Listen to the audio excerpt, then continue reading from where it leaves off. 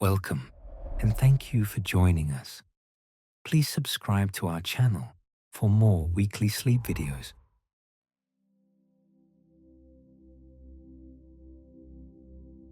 The monastery stands where it has stood for 300 years, its stone walls rising grey and solid against the hillside.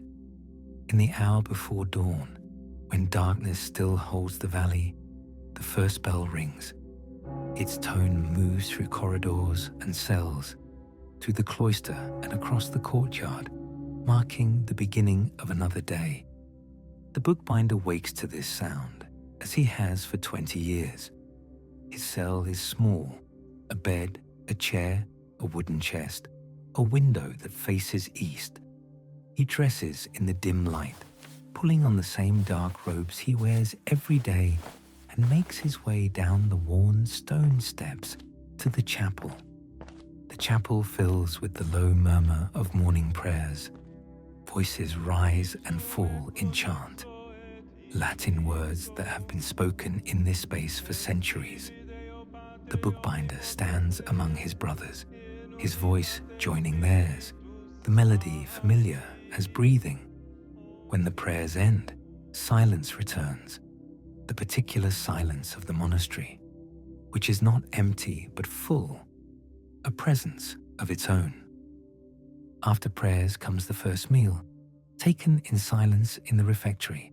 Bread, cheese, sometimes fruit, the sound of wooden spoons against wooden bowls. Then the day's work begins.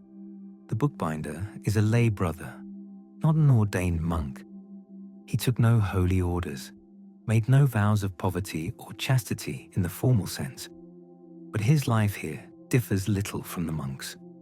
He rises with them, prays with them, eats with them. His work, though, is his own, a craft he brought with him when he came to the monastery as a young man, seeking a life of quiet and purpose. He walks through the cloister now, his footsteps echoing softly against the stone. The cloister forms a square around an open courtyard, covered walkways on all four sides. In spring and summer, a garden grows in the center, herbs mostly, and a few flowers. Now, in the cooler months, the garden sleeps, the earth dark and resting. The cloister connects all the vital spaces of the monastery. On one side, the chapel, on another, the refectory and kitchens, and here, along the eastern wall, the scriptorium and library, and beyond them, his workshop. The scriptorium is where the monks copy manuscripts. Through its doorway, he can see them at their desks, bent over parchment, their quills moving with careful precision. The work of copying is sacred work, preserving scripture, preserving knowledge, preserving the words of saints and scholars. The room is filled with focused silence, broken only by the scratch of pen on parchment, the occasional turning of a page. Beyond the scriptorium lies the library. Its heavy wooden door stands open, and through it he glimpses the shelves that line the walls, floor to ceiling. Books rest there in rows, their spines facing outward. Some leather, some wood, some cloth. Books of prayer and theology, books of philosophy and natural history, books of music and mathematics. Some are older than the monastery itself, brought here by the founding brothers. Others have been made here, copied and bound within these walls. The library is not a place of movement or noise. Monks come to read, to study, to pray with the texts. They handle the books with reverence, as though each volume holds something living. And perhaps they do. Words written by hands long turned to dust, thoughts preserved across centuries, knowledge that would have vanished without the work of copying, of binding, of keeping. The bookbinder continues past the library to his own workshop. It is a smaller room, but it has good light. 2 windows facing south and east. His tools wait where he left them the evening before. His bench, his press, his knives and awls and needles. Stacks of gathered pages waiting to be sewn. Boards cut to size. Leather soaking in a basin. This is where he spends his days, in the rhythm of the work. The bells mark the hours, midday prayers, afternoon prayers, vespers as the light fades. He stops when they ring, joins his brothers in the chapel, then returns to his bench. By the time Compline sounds, the final prayers of the day, his hands are tired and his back aches in the familiar way. After Compline, silence falls more completely. The great silence, they call it. No speaking until morning prayers. The brothers move like shadows through the corridors, each to his own cell. The bookbinder climbs the stairs once more, lies down in the darkness, and listens to the quiet. Somewhere in the valley below, a dog barks. The wind moves through the eaves, and the books rest in the library, waiting for tomorrow, as they have waited for all the tomorrows before this one, as they will wait for all the tomorrows to come. The workshop occupies a corner room on the ground floor, positioned to catch the best light the monastery can offer. 2 windows frame the southern and eastern walls, tall and narrow in the old style, their glass thick and slightly warped with age. In the morning, sunlight streams through the eastern window, falling directly across the workbench. By afternoon, the southern window takes over, keeping the room bright until the sun begins its descent behind the hills. Light is everything in this work. The bookbinder arranges his day around it, saving tasks that require precision for the hours when the sun is strongest. The delicate work of sewing, threading the needle through tiny holes in folded parchment, keeping the tension even. This must be done while he can see clearly. The cutting of leather, the paring of edges to paper thinness, the tooling of decorative patterns, all of this demands good light. Candles exist, of course. They stand in iron holders near the bench, and on winter afternoons when the sky darkens early, he lights them. But candlelight is precious, made from beeswax rendered in the monastery's own workshop, and it cannot be wasted. Besides, candles cast shadows that shift and confuse the eye. Better to work by daylight when possible, and to save evening tasks for those that can be done by touch, sorting materials, organizing tools, preparing tomorrow's work. The workbench dominates the room.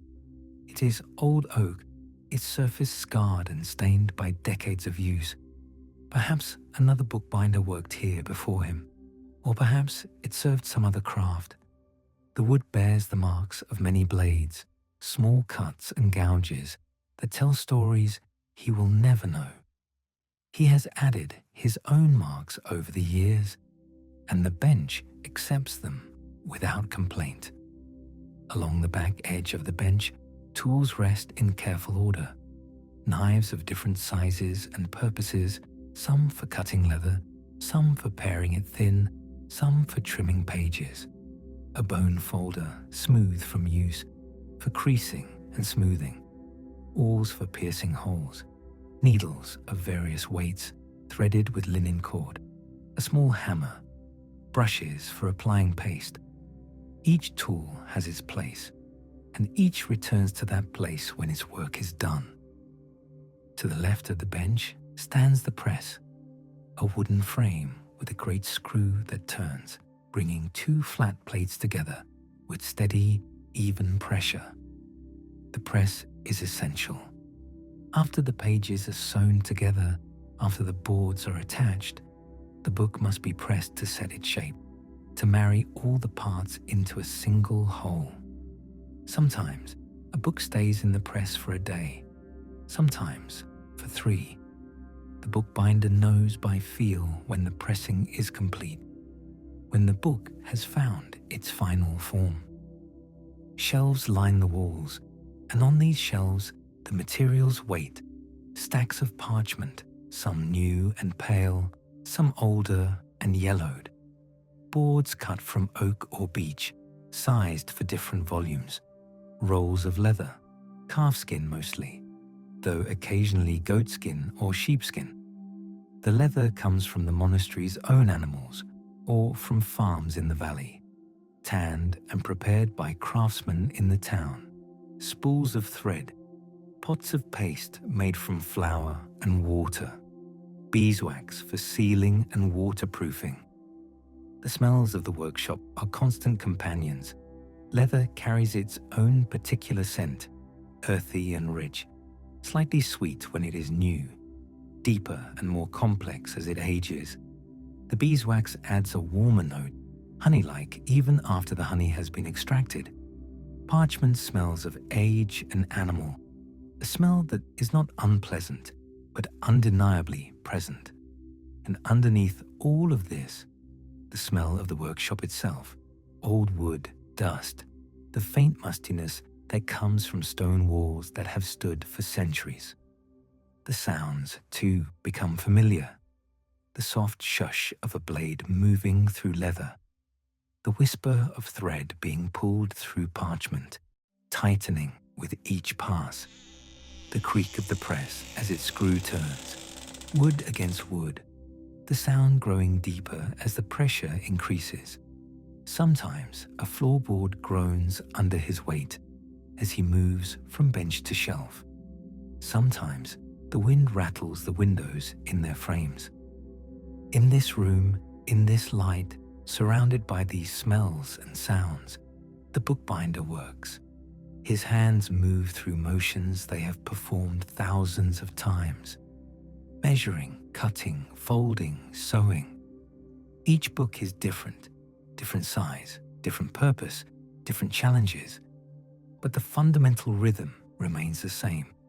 The work unfolds in its own time, patient and deliberate, measured not in hours but in stages completed, in progress made toward wholeness. A stack of gathered pages waits on the corner of the bench. Tomorrow, or perhaps the day after, they will become a book. But for now, the afternoon light is fading. The bell for Vespers will ring soon. The bookbinder wipes his blade clean, returns his tools to their places, and steps out into the cloister, leaving the workshop to its quiet. Every book begins with pages. In the scriptorium, the monks have spent weeks, sometimes months, copying text onto sheets of parchment. Parchment is made from animal skin, usually calf, sheep, or goat, stretched and scraped and treated, until it becomes something else entirely, something that will hold ink without bleeding, something that will last for centuries if properly cared for. The bookbinder receives the pages after the copying is complete, after the ink has dried fully. He examines them carefully, checking that they are numbered correctly, that none are missing or damaged. The pages come to him as individual sheets, and his first task is to understand how they will fold, how they will nest together to form gatherings. Most often, a large sheet is folded once to create 2 leaves, 4 pages. Sometimes the sheets are folded twice, creating smaller books. The grain of the parchment matters. Each skin has a hair side and a flesh side, and these must be arranged so that hair faces hair, flesh faces flesh when the book is opened. This creates a visual harmony, page after page. Vellum is finer than ordinary parchment, made from the skin of young calves, smoother and more supple.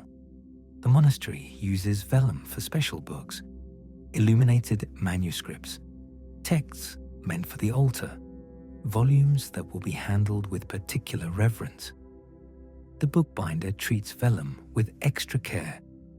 It is more expensive, more precious, and it responds differently to his tools. When he folds vellum, he can feel its quality in his fingers, the way it wants to hold its crease, the way it seems to glow in certain light. Once the pages are folded and arranged into gatherings, they must be sewn together. This is the heart of bookbinding, the sewing that transforms loose pages into a unified text block. The bookbinder uses hemp cords for this purpose, strong twisted fiber that will not stretch or break.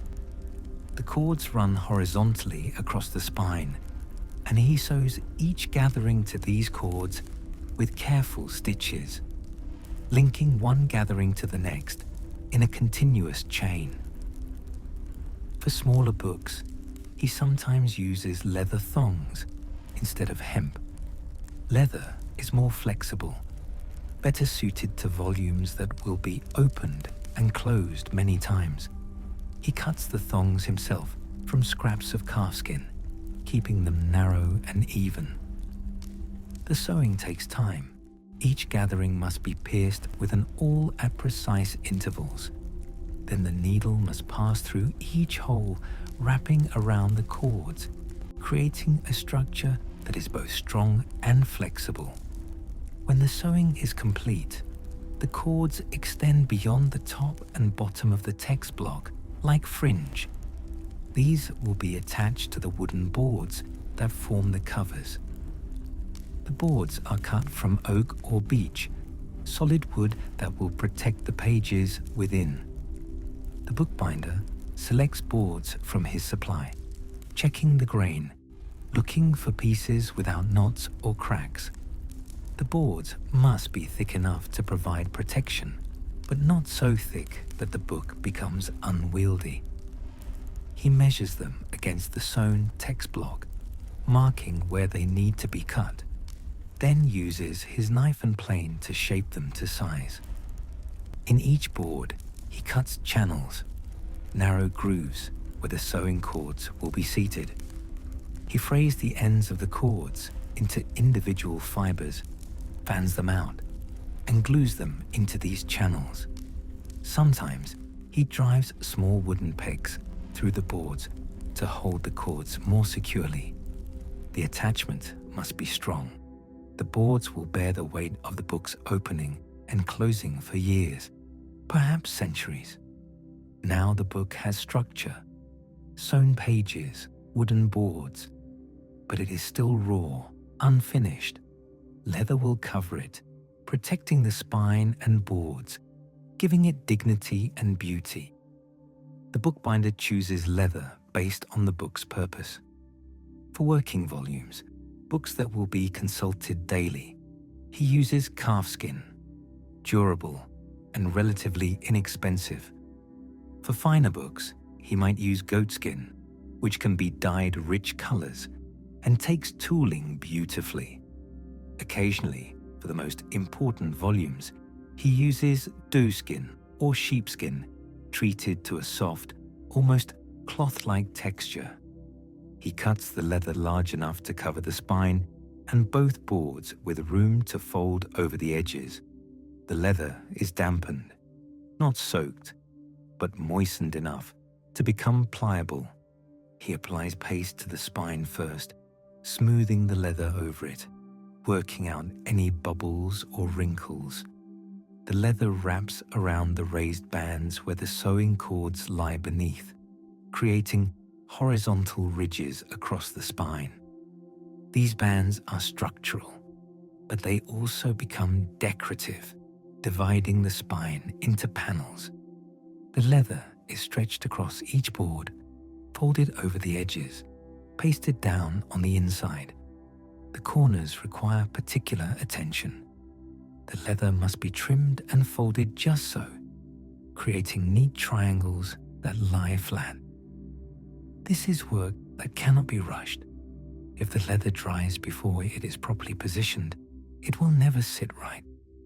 He works steadily, his hands moving with practiced efficiency, but never hurrying. Some books receive additional adornments. Metal clasps keep the pages pressed tightly closed, preventing the parchment from warping in damp weather. The clasps are usually brass or bronze, a hinged catch on one board, a corresponding strap on the other. The bookbinder attaches these with small screws or rivets, being careful not to split the wood. Corner pieces, also metal, protect the boards from wear. The corners of a book bear the brunt of handling, and over time they can crack or chip. Metal corners prevent this damage. They're triangular, fitted precisely to the board's edge, attached with tiny nails. For certain valuable books, those that will remain in the library permanently, chains are added. A chain links the book to a reading desk or shelf, preventing theft. The chain attaches to the lower corner of one board, usually the back cover, through a metal ring or staple. It seems a harsh treatment, chaining a book, but in truth, it is a mark of value. Only the most important volumes merit the expense and effort of chains. Most books, though, receive no such elaboration. They are bound simply, covered in plain leather, left to serve their purpose without ornament. The bookbinder takes equal care with these as with the finest volumes. Every book deserves to be well made, to hold together, to protect the words within. Whether it is read by one monk in a quiet cell or studied by generations of scholars, it must endure. The materials are honest things: animal skin, wood from the forest, fiber twisted into cord.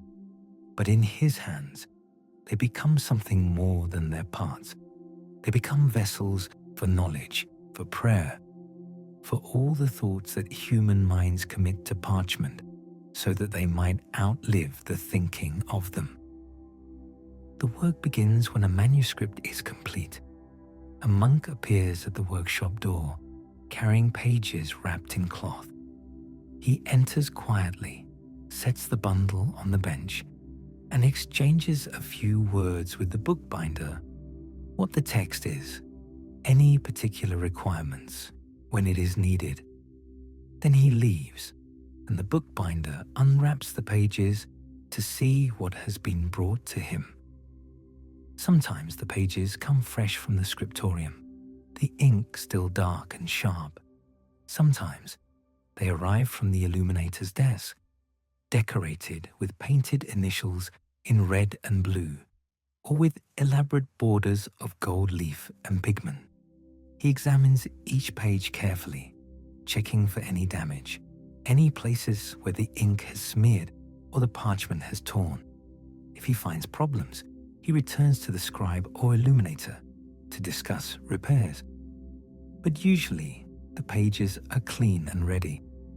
The first task is collation, ensuring that all the pages are present and in correct order. Each page bears a number, usually in the lower corner, and the bookbinder counts through them, making certain none are missing. A book with missing pages is useless, or worse than useless, because the gap might not be discovered until someone tries to read it months or years from now. The pages must also be arranged into gatherings. He sorts them, matching numbers, folding them so that the sequence runs properly. 4 sheets nested together make one gathering of 16 pages. Sometimes a gathering has more sheets, sometimes fewer, depending on the thickness of the parchment and the size of the book. He works methodically, building small stacks, each stack a gathering, each gathering a building block of the finished book. When the gatherings are arranged, he aligns them. This is more difficult than it sounds.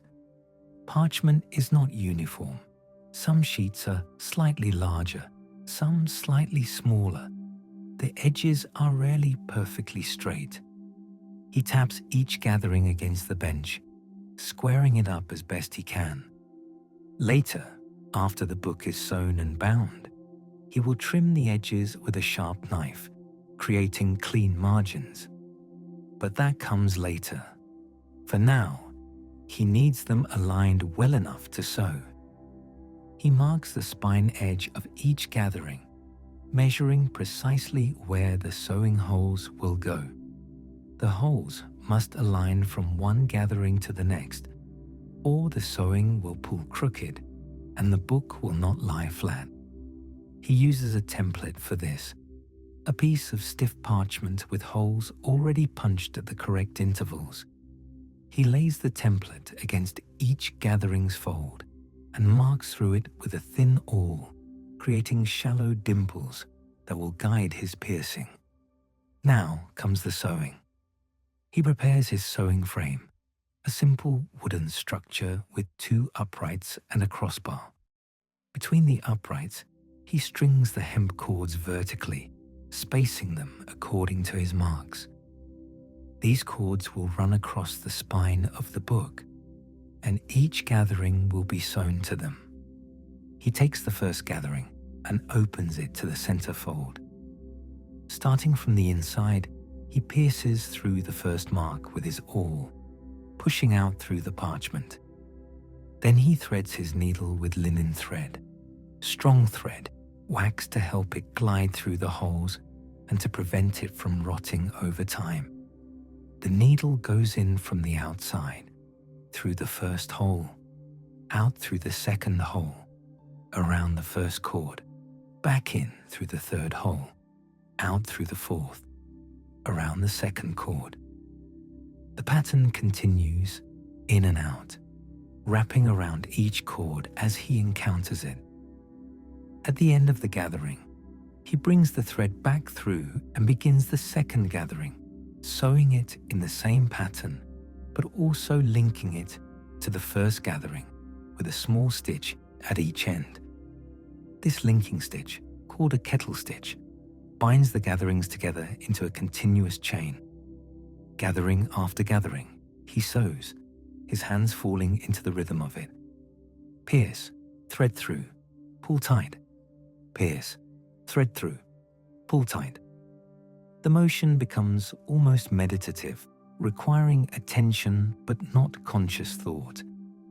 The sewing can take hours for a large book, or even several days if the book is very thick, or if other duties call him away. He sews when the light is good, stopping when his eyes grow tired, or when the bells ring for prayer. Gradually, the loose gatherings become a text block, flexible but unified, held together by thread and cords. When the sewing is finished, the cords extend beyond the top and bottom of the text block. These will attach the covers. He prepares the wooden boards, measuring them against the text block, cutting channels where the cords will be seated. He frays each cord into individual hemp fibers, creating a broad fan, and seats this fan into its channel with paste. The paste dries, holding the cords firmly. He may also drive a wooden peg through the board and cord for extra security. Now the book has boards, but the spine is still exposed, the sewing visible. He shapes the spine by rounding it slightly, using his hammer to tap along the fold of each gathering, creating a gentle curve. This rounding serves a practical purpose. When the book is opened, the curved spine allows the pages to fan naturally, reducing strain on the sewing. The cords create raised bands across the spine, horizontal ridges where each cord runs beneath the leather covering.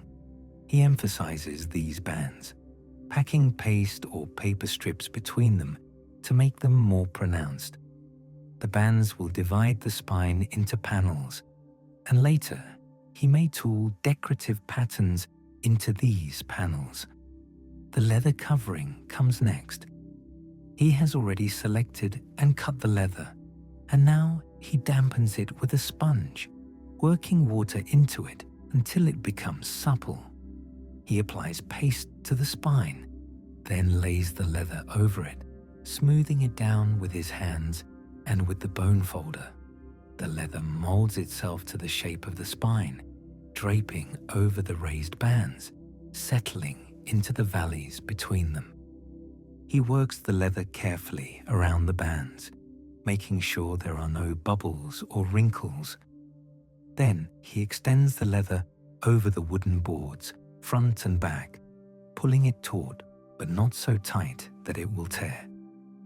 At the edges, he folds the leather over, pasting it down on the inside of the boards. The corners are the trickiest part.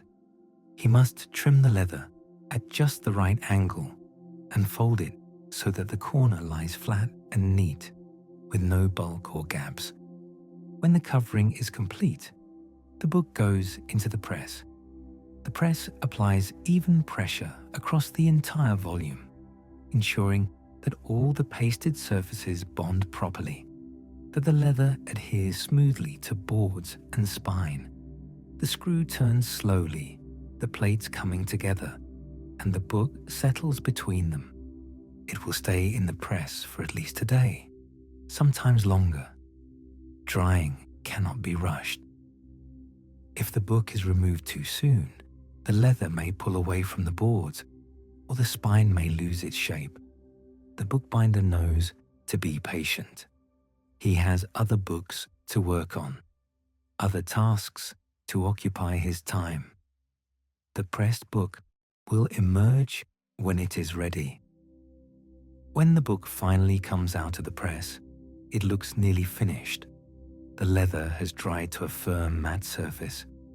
The boards are solid and true, but there may be clasps to attach, metal fittings that hook the front cover to the back, keeping the book tightly closed.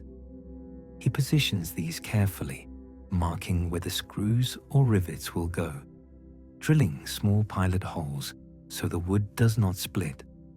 The clasps click into place with a satisfying sound, metal against metal. For some books, especially those meant for the library's permanent collection, he adds decoration, not elaborate illumination, that is, the illuminator's art, but simple tooling on the leather cover. He heats a brass tool in a small brazier until it is hot enough to burn into the leather without charring it. Then he presses the tool against the dampened leather, creating blind impressions, called blind because they are not filled with gold or color, just indented marks that catch the light. He might add a simple border, ruled lines that frame the cover, or a small cross in the center, or the title, if the book is important enough to warrant it, stamped in abbreviated Latin. These marks are modest, functional rather than decorative, but they give the book a finished quality, a sense of intention and care. Finally, the book is complete. The bookbinder holds it in his hands, feeling its weight, opening it to check that the pages turn smoothly, that the sewing holds, that everything is as it should be. Then he sets it aside with the others, waiting to be returned to the library, and he reaches for the next bundle of pages. The process begins again. The work does not flow uninterrupted. Every few hours, the bell rings, and the bookbinder sets down his tools. It does not matter if he is in the middle of sewing a gathering, or if the leather he has been working is at the perfect dampness for covering. When the bell rings, he stops. He wipes his hands on a cloth, brushes any scraps from his tunic, and joins the other brothers moving through the cloister toward the chapel. The prayers are brief at some hours, longer at others. Lauds, prime, terce, sext, none, vespers, compline. The hours that mark the monastic day, that have marked it for centuries. He stands in his place, chants the familiar words, and for those minutes the work falls away entirely. Then he returns to the workshop, and picks up where he left off. If the leather has dried too much, he dampens it again. If it has lost his place in the sewing, he examines the last few stitches to remember the pattern. The interruption is simply part of the rhythm, expected and accepted. Between the prayers, long stretches of silence unfold. Sometimes hours pass in which the only sounds are the ones he makes himself: the scrape of his knife, the whisper of thread, his own breathing. Other monks have the same experience in their own labors. The gardener works in silence. The cook prepares meals in silence. The copyist bends over his parchment without speaking. Silence is not emptiness here. It is presence, attention, a way of being that allows the work itself to speak. The bookbinder has grown so accustomed to it that conversation, when it occasionally occurs, feels almost startling. A few words exchanged with the prior after prayers, a brief discussion with a scribe about a damaged page. These moments of speech punctuate the silence, but do not break it. The silence always returns, deep and patient. Feast days interrupt the usual pattern. On these days, the work stops entirely or nearly so. Christmas, Easter, the feast of the monastery's patron saint. These are days for longer prayers, for celebration within the constraints of monastic life. The refectory serves better food.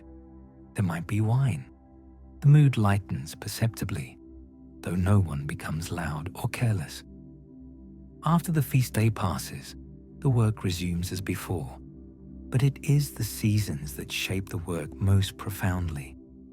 In spring and summer, when the days stretch long and the light pours through the workshop windows until evening, the bookbinder can work for hours at a time.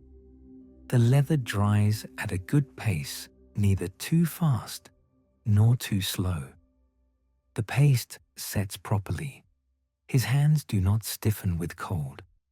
Autumn brings shorter days and the first chill. He begins to notice the light fading earlier, the sun no longer reaching his bench by late afternoon. He adjusts, moving his most detailed work to the morning hours, saving rougher tasks for when the light weakens. He wears an extra layer beneath his robes. Winter is the hardest season. The cold settles into the stone walls and does not leave. His breath makes small clouds in the workshop air. The windows, which let in light, also let in drafts. He keeps his hands moving to maintain warmth in his fingers. But sometimes they grow so stiff that he must pause, flexing them, breathing on them. The damp is worse than the cold. In winter, especially during long stretches of rain, moisture permeates everything.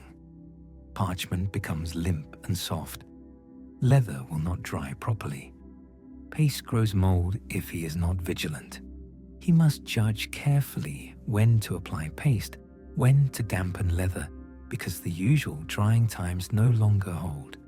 A book that would spend 1 day in the press during summer might need 3 days in winter.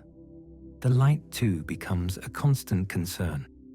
Winter afternoons darken early, and he must light his candles by mid-afternoon if he hopes to continue working.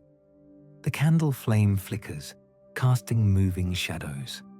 His eyes tire more quickly. Some days, he simply stops working when the natural light fails, spending the remaining hours before Vespers in prayer or quiet reading. Storms bring their own disruptions. Thunder rumbles through the valley, shaking the windows. Rain drums against the glass, loud enough to drown out the subtlest sounds of his work. Sometimes the wind is so strong that the candles will not stay lit, and he must abandon work entirely until the weather calms. He sits in the dim workshop then, listening to the storm, waiting. Even without the challenges of weather and season, there are occasional mistakes. A gathering sewn in the wrong order, the error not discovered until several more gatherings have been added. He must cut the thread and re-sew. A board split when he drove a peg through it, the crack running through the wood like a lightning bolt. He must cut a new board and start again.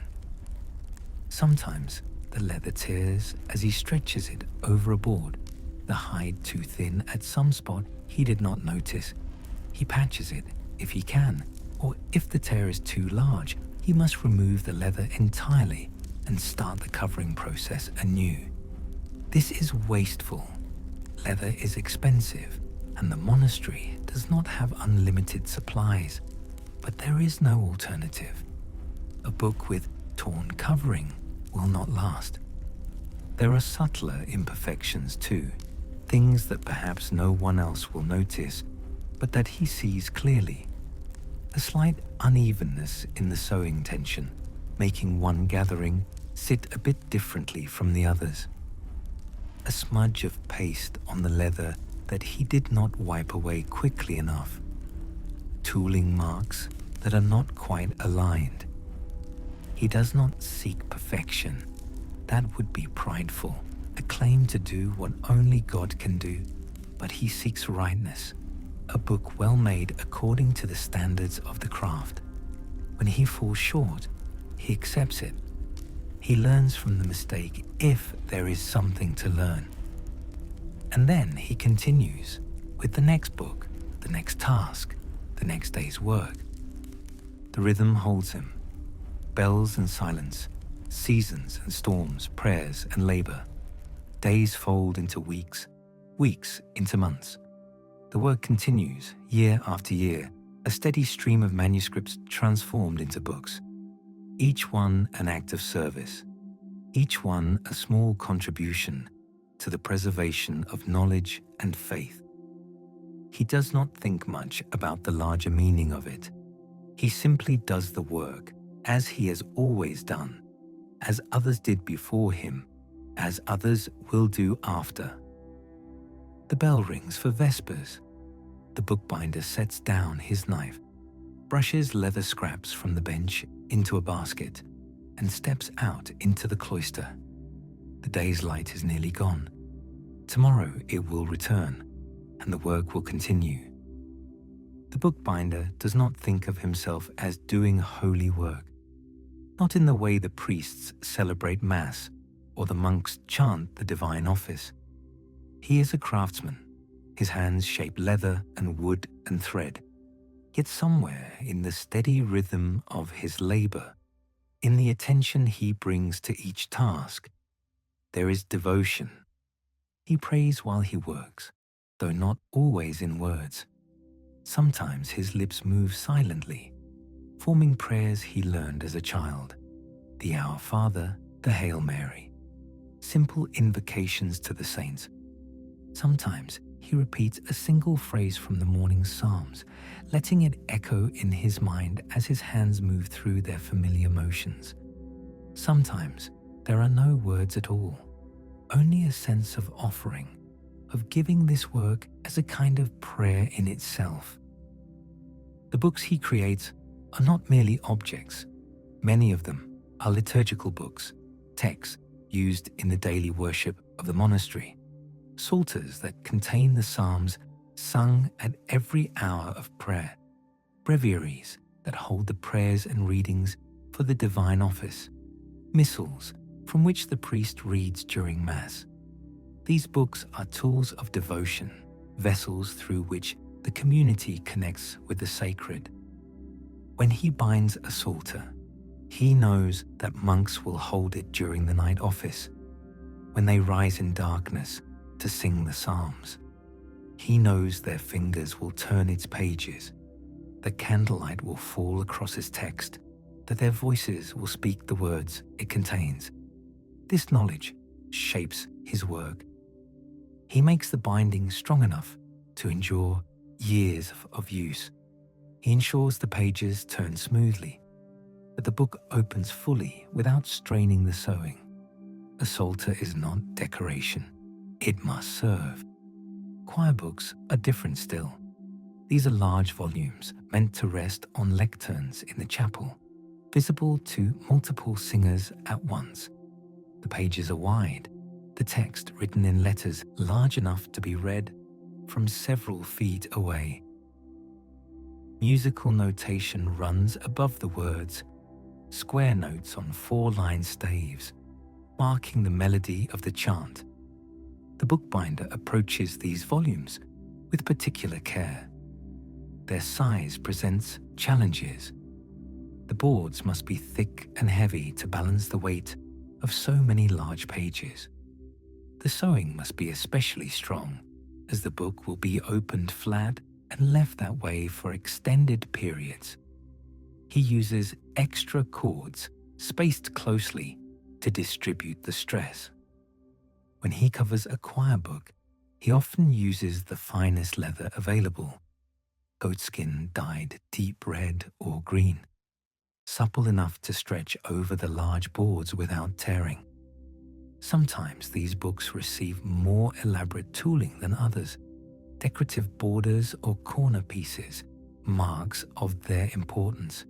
They are not just functional objects, but statements of reverence, physical manifestations of the community's devotion to liturgy. He has seen his work used. During services, he stands in the chapel with the other brothers, and from his place, he can glimpse the books on the lecterns, opened to the day's chants. The cantor turns the pages with careful hands, and the community sings. Voices rise and fall, following the melody marked on the pages, speaking words copied by the scribes and bound by him into permanence. There is a particular moment he has witnessed many times, but which never loses its quiet power. A young monk, newly arrived at the monastery, holds a breviary during his first morning office. The monk's hands are uncertain, unfamiliar with the rhythm of turning pages, finding the correct prayer for the hour. But the book guides him. The structure of it, the marked sections, the clear progression, helps him navigate. The book becomes a teacher, a companion in learning the monastic life. Years later, that same monk might hold the same breviary, his hands now confident and quick. The pages have grown soft at the edges from use. The leather cover has darkened slightly from the oil of his skin. The book has become worn in the particular way that shows it has been cherished, used daily, relied upon, and it still holds together, still opens cleanly, still serves its purpose. This is the bookbinder's hope for every volume he creates, that it will last, that it will serve faithfully, that its physical form will be worthy of the sacred words it contains. Sometimes a book returns to his workshop for repair. The sewing has loosened after decades of use, or a clasp has broken, or the leather has torn at a corner. He examines the damage, remembering when he first bound the book, recognizing his own work. Then he makes the repairs, restoring the book to usefulness. There is satisfaction in this, seeing that his work has lasted long enough to need mending, knowing that it will continue in service. He does not often think about what will happen to these books after he is gone. The future is not his concern, but sometimes, late in the afternoon when the light slants golden through the workshop windows, he imagines the books he has made outlasting him, resting on library shelves long after his hands have stilled, being opened by monks he will never meet, in years he will never see, carrying forward the words, the prayers, the knowledge that the monastery exists to preserve. This is not pride, it is simply fact. Books endure. Words written on parchment and bound between wooden boards can last for centuries if they are well made and well kept. His work is part of that continuity, that long chain of preservation stretching backward to scribes and bookbinders he never knew, and forward to those who will come after. The bell rings for Compline, the last prayers of the day. The bookbinder covers his work, banking the small fire in the brazier where he heats his tools. In the chapel, the community gathers one final time. They sing the Salve Regina, their voices blending in the darkness. The words come from the pages of the choir books, written by scribes, bound by him, sung by all. When the prayers end, silence descends, the great silence of night when no one speaks, when the monastery settles into stillness. The bookbinder climbs the stairs to his cell. Through the narrow window, stars are visible, distant and bright. Somewhere in the library, his books rest on their shelves, waiting for morning. Somewhere in the chapel, the choir books lie closed on their lecterns, ready for tomorrow's office. He lies down in the darkness. His hands ache slightly, as they often do at day's end. But it is a good ache, the ache of work completed, of something made that will serve its purpose. Tomorrow the bell will ring in the darkness before dawn, and the rhythm will begin again. Prayers and work, silence and devotion, the steady turning of days. And in his workshop there will be pages waiting to be transformed into books, to be given form and permanence, to be offered in service of something larger than himself.